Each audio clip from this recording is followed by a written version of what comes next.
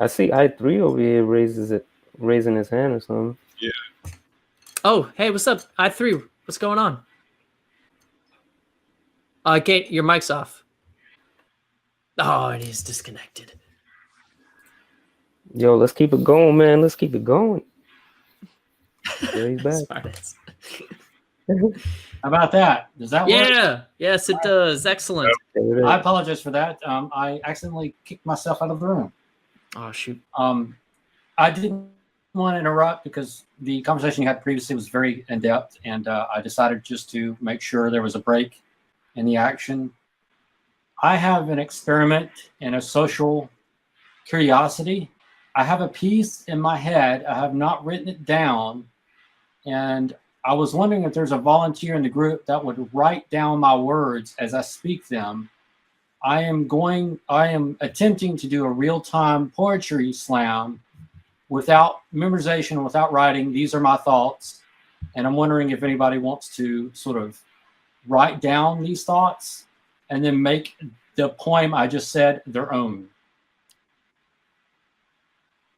Any takers? I can try my best. That's pretty cool, man.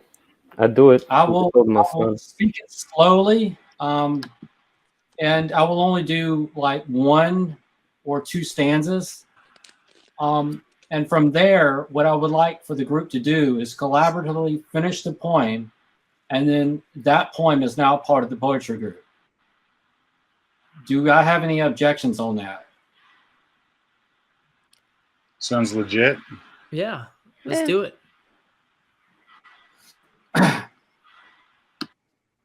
This piece is called I Am the War. I am the war. The war you see between you. The war that is above you.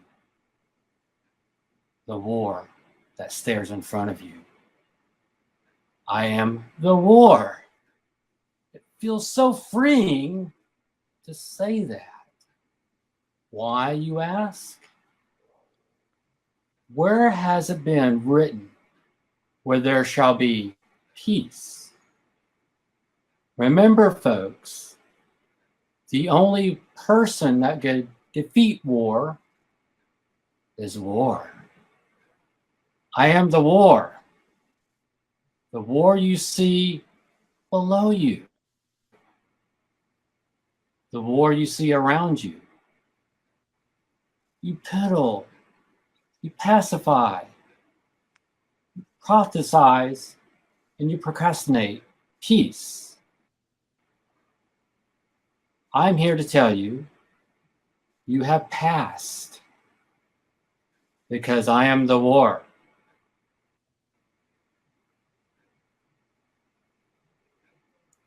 And I don't know where to go from there. Wow. I need you to complete that. I love that. That's awesome, interesting. dude. Thank you. That is interesting.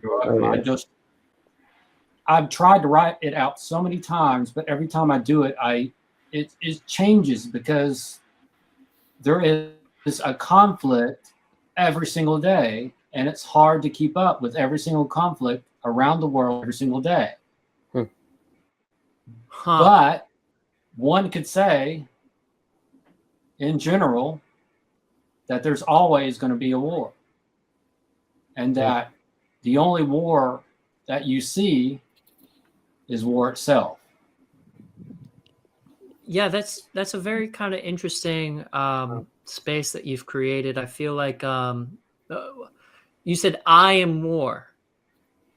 I am the war. I am the war. I feel like the war here is made into a self. And there's the other thing I keyed into was that the war is happening above us, and then you look down and then there's a war too.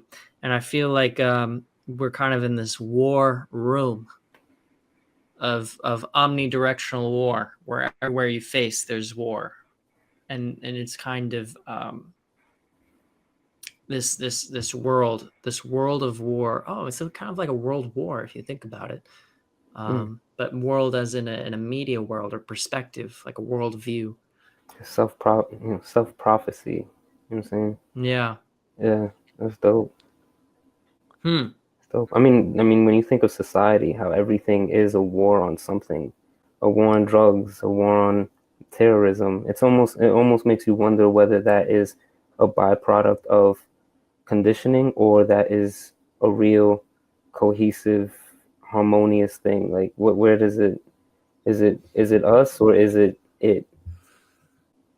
You know what I'm saying? Yeah. Yeah. War also, it's not just individual conflict. There's a collective, I think, quality to war, that it's many different actors in war. Like there's fronts to the war. There's supply lines.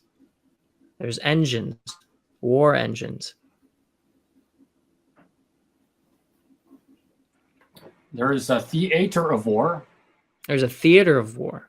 There is wars and films, or there's theatrical war. There's Yep. the release of war. There's a war strategy. There's But- a director of war. Is Uh, war entertainment?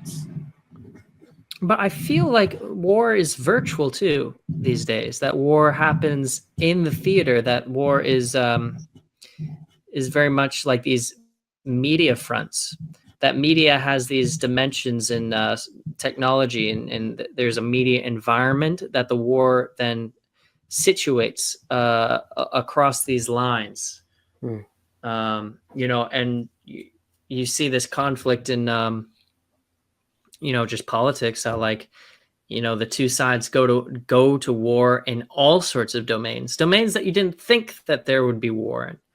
Like people will take it into knitting. like being like, look, the knitting community is like this that, perpetuating this system, that system. We gotta put a stop to and people are taking this war everywhere, and it's almost, and that's kind of like contributes to this omnipresent feeling of warfare that's omnipresent but also nowhere at the same time. Like you keep hearing about these conflicts and these events, and then you go out and then you talk to people, and it's like people are normal. You know what I like to True, think? true. I like to think of war as if as above, so below, right? Mm. So if you think of the atom, I think this is the first question I asked in chemistry because I thought the whole thing was bunk. Because I was like, who wants to sit down and learn chemistry, right? That shit looks scary. But I was like, why does the atom not collapse? I was like, why is it that there's a positive and then a negative and they never just like chill together, you know? Why is it that the atom exists? And he's like, you know what? I don't know. I was like, thank you for being honest. I really like that. But he was the most honest teacher, and I needed that because, it makes you trust the teacher because, they're not putting up some kind of show, right? So I was like, okay, I'm going to look into this. And the best explanation I could figure was that they said it had infinite potential. I was like, just infinite potential? That's it? No, there's two infinite potentials going on there. And the thing is like, you throw off an atom just ever so slightly, it will never hit the proton. And the reason being is because it reaches that infinite potential the closer they get. But because it had an ever so slight imbalance, it will never, ever be able to hit the proton. If you and time are like an electron and proton dancing infinitely together, then it means that whoever comes by to slow you down, stop you, depress you into a hopeless position, the more apt you are to hitting that center, true death, in a sense, Ooh, I like that. That's interesting. That's a very interesting kind of idea. Yeah. I'll have to think about that. You contract. Yeah, I was just going to say that it kind of turns the whole concept of war, what we automatically assume, into something, I don't want to say more positive, but I guess we could. But we think of war and we think of people dying, we think of people being injured, or feeling the effects, PTSD and things like that. But we're all dying. and we're all, if we're not hurting each other, we're hurting ourselves. And there's no win and there's no lose. It just is. And I feel like that poem, really brings that out. That's Yeah, an interesting point. yeah. I mean, it's almost like the ego, the the war is the ego in a sense. Mm. Like Right. like war is just an antonym or a synonym for conflict. Conflict doesn't have to be bad or good. It could just be neutral. It could be, hey, I have a disagreement with you, and we're going to talk about it in a rational way. But then when you get to the immaturity of the ego in conflict, that's kind of where war kind of comes out of. You know what I'm saying? So War it's is almost like, contraction. right. I mean, you're not actually alive if you're not in conflict. I mean, that's kind of the way I see it. Yeah. And through competition. You can feel alive in harmony. Yeah, that's true. But there's a competitive element to reality that it's like that it's no accident that evolution uses competition in order to generate. You're right. You're right. Purification process. It's Yeah. alchemy. I mean, if you look at logic, pure logic, and you look at the biological definition for tit for tat, it expresses something that resembles altruism. And that's the fundamental nature of the best gaming strategy for winning. That's why in biology you see the most successful strategies for survival seem to be those who are communicative in social groups that give the appearance from the outside inward. It objectively looks like altruism, like ants, bees, bird nests, mammalian circles like us. We just have a flaw that we've kind of varied away from our best strategy of survival, so we just got to fix that. I just finished this awesome book called The Evolution of Beauty by Richard Prum. He's an ornithologist at Yale, and he was talking about this other side of it where beauty can evolve for the sake of it. It might, there's lots of examples of adaptations that are actually harmful to the fitness of the animal. So, and they just have it, and they seem to just be attracted to it for the same reason that, we love a good song. Wait a minute. Say that again. Wait a minute. You said what? This is the evolution of beauty, but then there are some things that are not to do with fitness.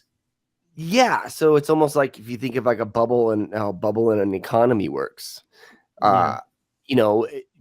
Prices are rising or whatever, and maybe it's because they're making some good shit or whatever, but then it becomes like worship for its own sake, after it has any value. So you have like some examples of like, peacock tails. Those fucking things don't need to be that goddamn big. And they are not helping that thing survive and pass on its whatevers. So there's a catch. Yeah, to frame everything in like the terms of a display that like basically is like an honest suggestion that like, hey, my genes are good. I mean, no, I can't believe that's. Anyways, that's what the book's about. It's like there's two sides of it, so it can basically maybe it started as something that was beneficial, but there's a lot of reasons to just there's examples in nature of things just evolving just because things seem to just have like beautiful things just like we do. Right.